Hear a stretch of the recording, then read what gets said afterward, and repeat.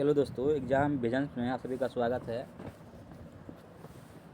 चलिए आज हम करने वाले हैं 11 मई का जो पेपर हुआ था बिहार एसएससी के द्वारा लिया गया था कार्यालय परिचारी का पेपर का डिस्कशन करने वाले हैं।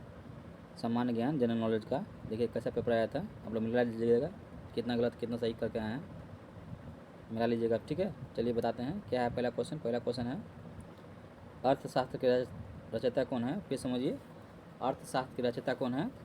सही आंसर हो जाएगा ऑप्शन नंबर बी, कौटिल्य। आगे देखिए, वैश्वीकरण का अर्थ क्या होता है। आंसर होगा ऑप्शन नंबर बी, देश की अर्थव्यवस्था का विश्व अर्थव्यवस्था के साथ समन्वय। आगे है बारदोली सत्याग्रह किसके नेतृत्व में प्रारंभ हुआ था। ये हो जाएगा option number D, Sardar Vallabh भाई पटेल के नेतृत्व में। पादप में जलायम उत्तरदायी है, क्या होगा इसका आंसर। ऑप्शन नंबर बी हो जाएगा, जल का वहन के लिए। वंदे मातरम गीत किसके द्वारा लिखा गया था। याद रखिए, बंकिम चंद्र चटर्जी जी द्वारा लिखा गया था। इनमें से कौन सी बहुराष्ट्रीय कंपनी है। ये स्टार क्वेश्चन है, इसको आप चैलेंज कर सकते हैं। ठीक है, इसमें से कोई भी बहुराष्ट्रीय कंपनी नहीं है। ठीक है, आगे बढ़ते हैं। विम्बलडन ट्रॉफी किस देश में आयोजित किया जाता है। याद रखिए, इंग्लैंड में किया जाता है। रक्तदाब नापने का यंत्र का नाम क्या है। याद रखिए, ऑप्शन नंबर डी, स्फेग्नोमीटर बोलते हैं। बिहार का कौन सा जिला चावल का कटोरा के नाम से जाना जाता है। याद रखिए, रोहतास को जाना जाता है। किस मृदा को रेगुर का मृदा भी कहते हैं। याद रखिए, काली मृदा को, मिट्टी को। आगे बढ़ते हैं। भारत में आपातकाल घोषणा का अधिकार किसे होता है। याद रखिए, राष्ट्रपति को होता है। जापान की मुद्रा का नाम क्या है। येन है।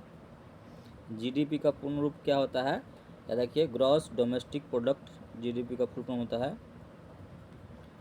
निम्नलिखित में से कौन आध्यात्मिक खनिज का उदाहरण है। याद रखिए, आंसर होगा ऑप्शन नंबर ए, अभ्रक।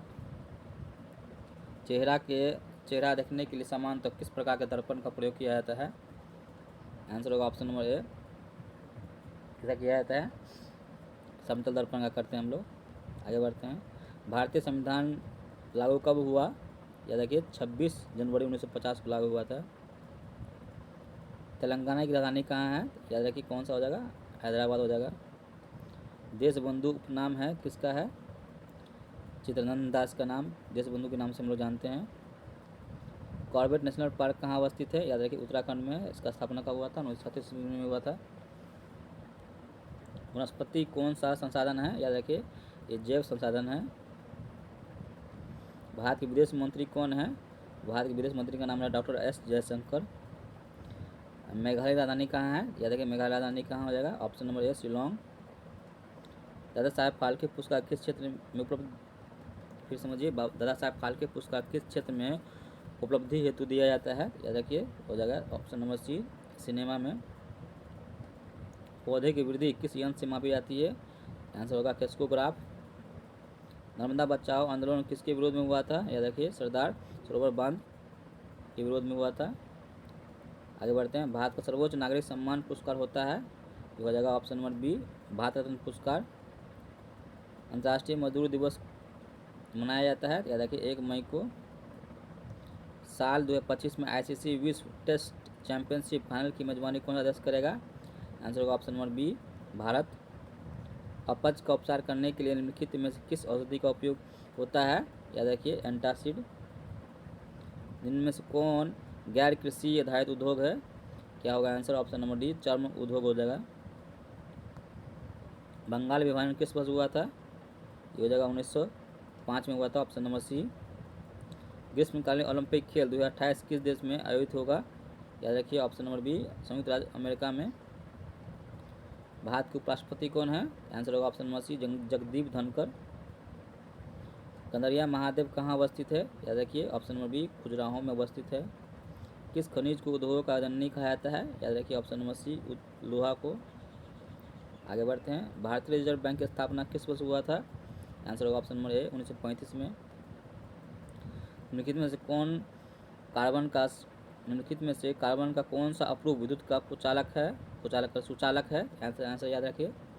फिर समझिए, निम्नलिखित में कार्बन का कौन सा अप्रूव विद्युत का सुचालक होता है। आंसर होगा ऑप्शन नंबर सी, ग्रेफाइट।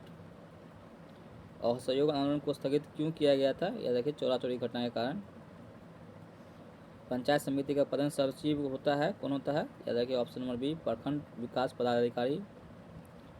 प्रथम पंचवर्षीय योजना कब का कार्य वर्ष क्या था? यह देखिए ऑप्शन नंबर डी, 1951 से 56। चलिए इतना ही था समान ज्ञान जनरल नॉलेज का क्वेश्चन। अब मिला लीजिएगा कितना आप सही करके आए हैं, कितना गलत हुआ है, कमेंट बॉक्स में कमेंट कीजिएगा। ठीक है, आपको ये वीडियो कैसा लगा जरूर बताइए कमेंट बॉक्स में कमेंट करके। अच्छा लगा होगा तो वीडियो को लाइक कर दीजिएगा, इसको दोस्तों में शेयर कीजिएगा, और आप इस चैनल पर नए हैं तो चैनल को सब्सक्राइब कर लीजिएगा। ठीक है, चलिए फिर मिलते हैं नेक्स्ट क्लास में।